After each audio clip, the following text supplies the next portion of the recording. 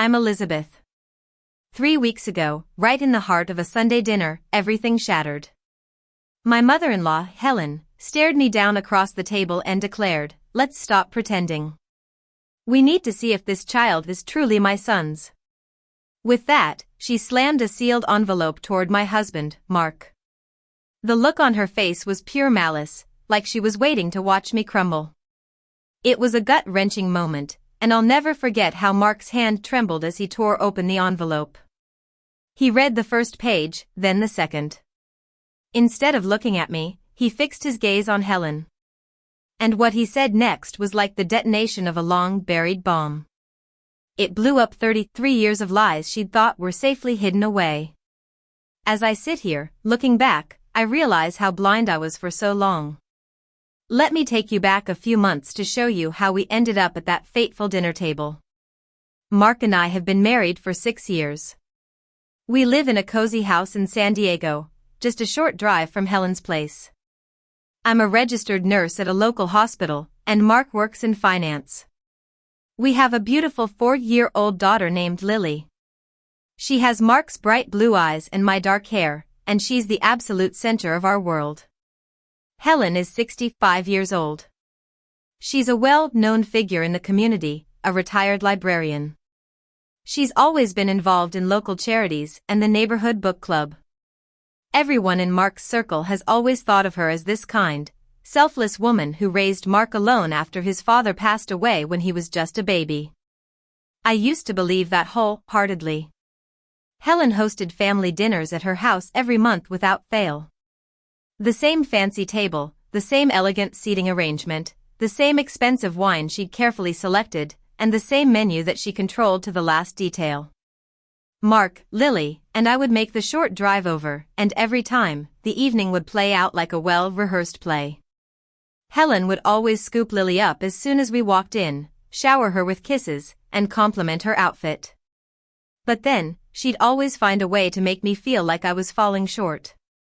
About 4 months before the envelope incident, we were at one of these dinners. Helen was flipping through photos on her tablet. They were all pictures of Lily from the previous week when she'd babysat. "Look at her," Helen said, zooming in on a photo. "She looks just like Mark when he was a little boy. Exactly like him." She said it with a big smile, but there was something in the way she studied Lily's face.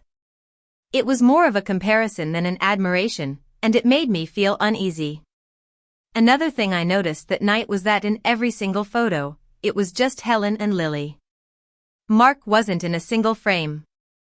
When I mentioned it, Helen waved her hand dismissively. "Oh, he was busy fixing the garden. I just wanted some special grandma-granddaughter time, dear." I decided to let it go, like I always did. I told myself that every kid deserved a loving grandmother, even if that grandmother made me feel inadequate. After dinner, on our way home, Mark tried to reassure me. "She means well, Elizabeth. You know how hard it was for her to raise me alone." I nodded, gripping the steering wheel, but inside, I couldn't shake that feeling of unease. When we got home, I texted Helen to say thank you for dinner. She replied almost immediately. "She's always welcome. She's my granddaughter." Something about the way she capitalized my made it seem like she was staking a claim. But I kept my thoughts to myself. Helen babysat Lily pretty regularly. Since I often worked night shifts at the hospital, she was always there to help out. She'd come over to our house, make Lily dinner, give her a bath, read her a bedtime story, and tuck her in.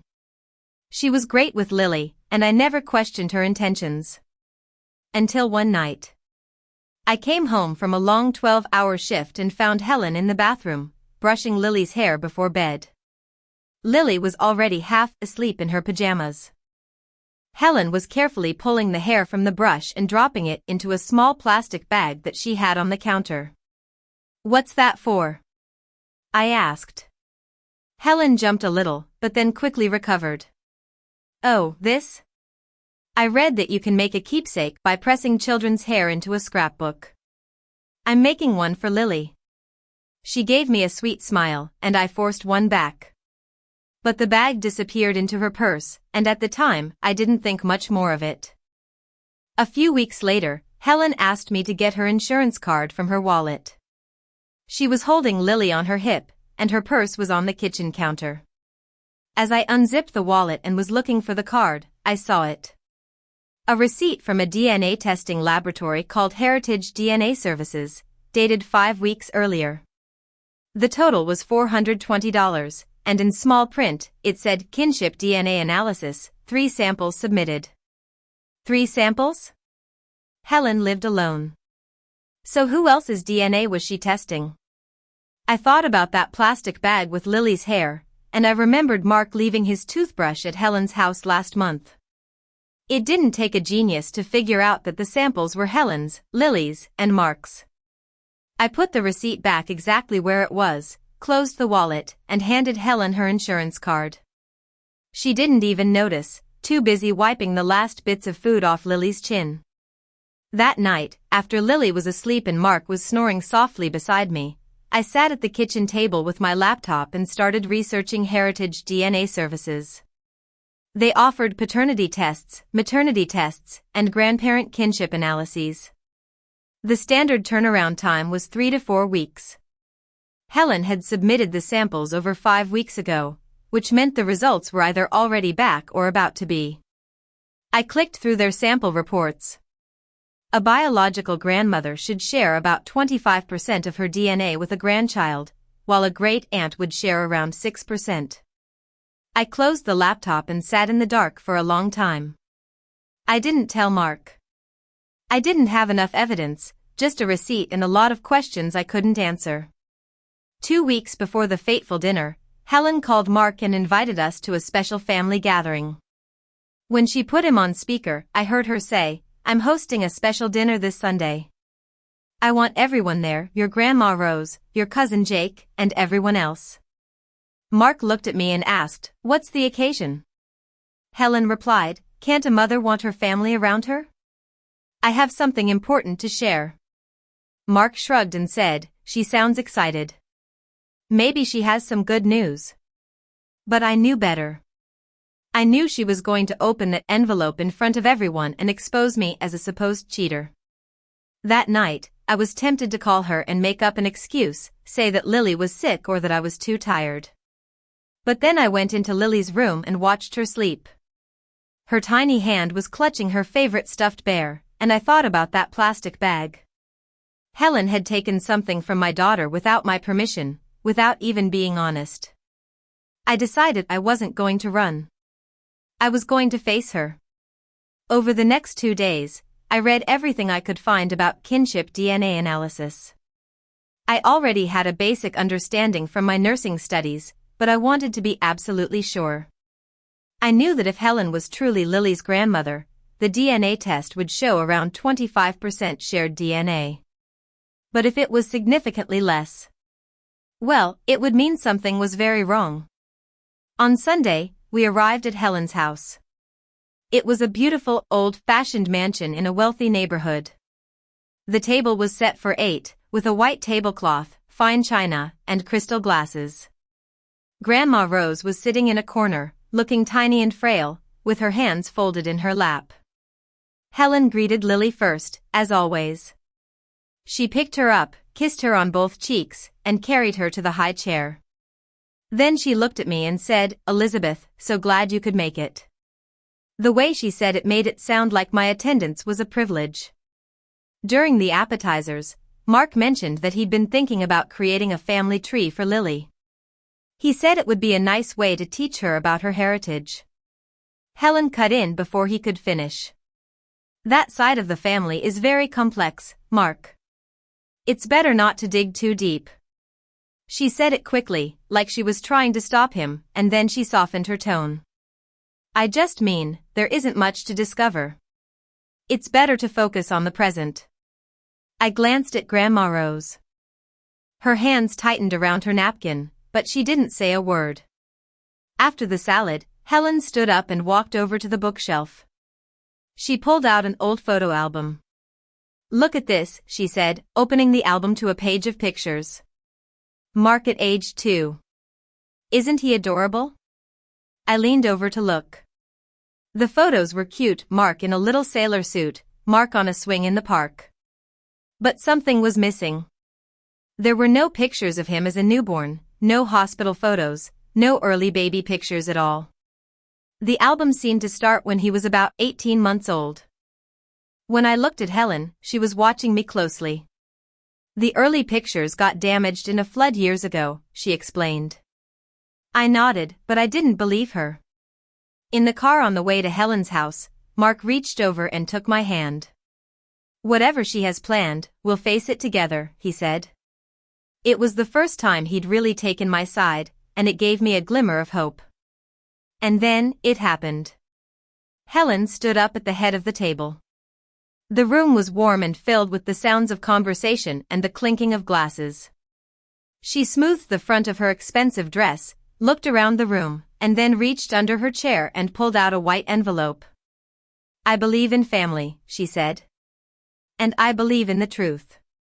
I think it's time we all knew the truth. She slid the envelope across the table toward Mark. Mark, I think you need to see this. There was that same cold smile on her face, the one I'd seen when she was collecting Lily's hair. Mark picked up the envelope. I could see the logo of Heritage DNA Services through the paper. My hands were shaking under the table, gripping my knees so tightly it hurt. He opened the envelope and pulled out 2 pages. He read the first page.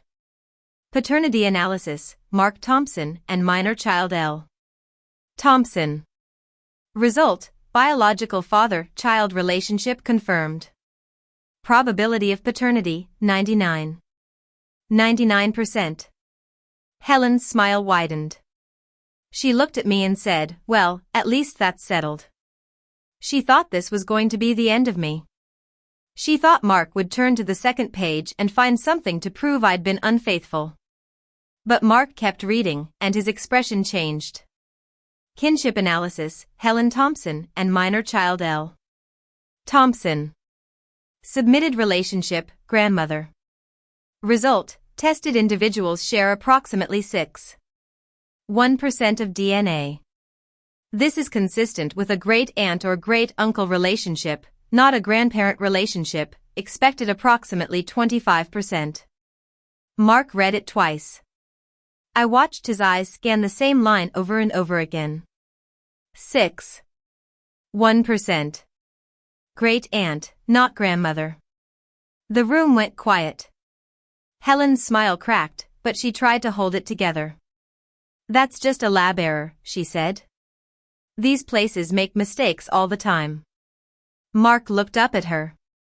Mom, if Lily is my daughter, and she is, and you share only 6% of your DNA with her instead of 25%, then you're not my mother. The silence was deafening. Helen's wine glass slipped from her hand and crashed onto the table, spilling red wine across the white tablecloth. Her mouth opened and closed like a fish out of water. I spoke up quietly. 6.1% means she's your aunt, Mark. That's not a mistake. I'm a nurse, and I've read enough lab reports to know. Helen stared at me, and for the first time in all the years I'd known her, she had nothing to say. Mark stood up and looked at Grandma Rose. Grandma, did you know? Grandma Rose's eyes filled with tears. Her lips trembled, and then she nodded slightly. Mark picked up the envelope and walked out of the room. I followed him, and thankfully, Lily was already asleep in her car seat in the hallway. Behind us, we could hear Helen's heels clicking on the hardwood floor as she chased after us. Mark, please don't leave. I can explain. You don't know what I've sacrificed for you. But Mark didn't stop. We drove home in the rain. Mark didn't say a word for a long time. Lily slept through the whole thing. When we pulled into our driveway, he turned off the engine and just sat there. She's my aunt, he said. My mother is someone else. Someone she never told me about. I didn't say anything. There were no words that could make this easier. He picked up his phone and tried to call Grandma Rose, but it went to voicemail. He sent her a text, Grandma, I need to know who my mother was. That night, after I put Lily to bed, I found Mark sitting on the kitchen floor, his back against the cabinets, holding an old baby album. It was the one Helen had given him years ago. "There's nothing in here before 18 months, he said, his voice flat. "No baby pictures, no hospital bracelets. It's like I didn't exist before then." He closed the album. "She said the early pictures were damaged in a flood, but she never had them. She wasn't there when I was born." I sat down next to him on the floor. Our shoulders touched, and I just sat there with him, not saying what I'd suspected for weeks. Sometimes, just being there is the best thing you can do. The next morning, at 6 o'clock, Mark's phone rang. It was Helen. He put her on speaker. "Mark, honey, please listen to me," she said. Her voice was hoarse, like she'd been crying all night. "I need to explain. Your birth mother was my younger sister, Emily. She had a lot of problems. She was into drugs, and she couldn't keep a job. She was a waitress at a local diner, barely making enough to survive." Mark listened in silence. "When you were born, I tried to help her. I moved in with her, took care of you. But then, she died in a car accident when you were 14 months old. There was no one else. Your grandma was falling apart, and there was no father in the picture. I took you in because I didn't want you to end up in the system." She paused. "I gave up my own life for you. I never got married, never had children of my own. I did it all for you. And now you're going to turn your back on me?" Mark was quiet for a long time. I could see the struggle on his face. The 33 years of thinking Helen was his mother were colliding with the new reality. After he hung up, he said, "Maybe she's right. Maybe it was better this way." I picked up my coffee and said, "Or maybe she's had 33 years to perfect that story." He looked at me, and I knew it was time to tell him what I'd found. I told him about the receipt, the plastic bag with Lily's hair, and how Helen had discouraged him from doing genetic carrier screening when I was pregnant with Lily. "She wasn't being cheap, Mark. She was trying to stop you from finding out the truth about your real mother." He stared at the floor, lost in thought. I knew that our lives had changed forever, and we were only just beginning to uncover the truth about our family.